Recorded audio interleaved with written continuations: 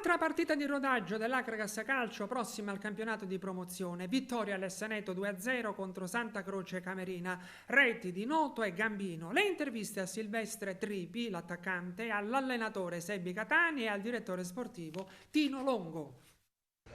Ma stiamo crescendo, è passata un'altra settimana, i ragazzi stanno lavorando abbastanza bene, stiamo anche cominciando a smaltire carichi di lavoro. Concludiamo la settimana con questa amichevole con una squadra allestita per fare bene il campionato di promozione, per cui sono più che soddisfatto. Ma io l'ho detto anche più volte, abbiamo deciso di fare amichevole con le prime amichevoli, abbiamo fatto con squadre di categoria superiore proprio per confrontarci con squadre importanti. È stato un periodo di crescita perché è una squadra totalmente rinnovata e perché non abbiamo tempo. Noi dobbiamo correre e dobbiamo centrare degli obiettivi. Per fare questo non possiamo aspettare nulla, dobbiamo semplicemente continuare a lavorare per come stiamo facendo e confrontarci sempre con quelli che sono più forti di noi.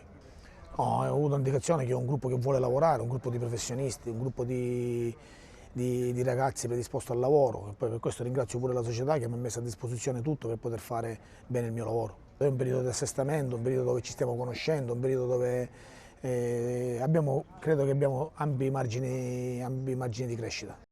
Aspettiamo con ansia questo inizio, siamo pronti, stiamo lavorando giorno dopo giorno e aspettiamo bene questo inizio che arriverà.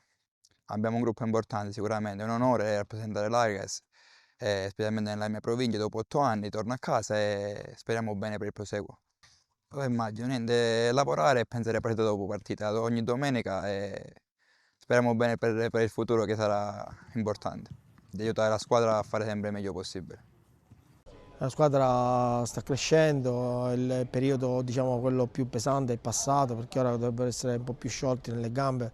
Abbiamo fatto 4 mesi, 4 settimane di forza, di preparazione un po' pesante per la tipologia degli allenamenti impostati, per il programma che il mister si era prefissato, quindi dovrebbero avere già qualcosa in più rispetto nelle gambe e soprattutto già più pronti per le partite. Ma io sono ottimista perché io credo che se oggi siamo qui ancora a parlare di questa Akragas partiremo dalla promozione, anche perché alla fine dico, non avremmo mai potuto riuscire a impostare questo tipo di squadra.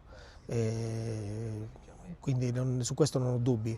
La prima partita la faremo il 21 in Coppa Italia, non sappiamo in quale girone ci metteranno, lo sapremo sicuramente giovedì, giorno 11 se non mi ricordo male, ma già abbiamo avuto ampie garanzie che non ci sono problemi.